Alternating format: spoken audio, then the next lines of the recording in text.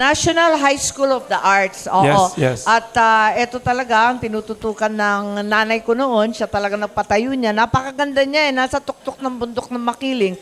Subalit parang napabayaan na yung lugar. Hindi na kasi sayang. ganda.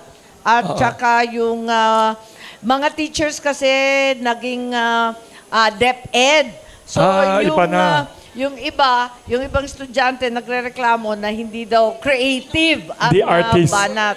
So, tignan natin, dahil may National High School of the Arts tayo sa Makiling, natural lang, ang tagal na nun eh. May 50 anyos na yata halos, 40 anyos, hindi naman tayo Yes. nag-move on. Dapat mag-move on tayo sa university o college Galing. man lang ng arts. Nahuhuli tayo sa graphic arts, nakita rin natin, medyo huli tayo sa photography at cinematography, pati sound design.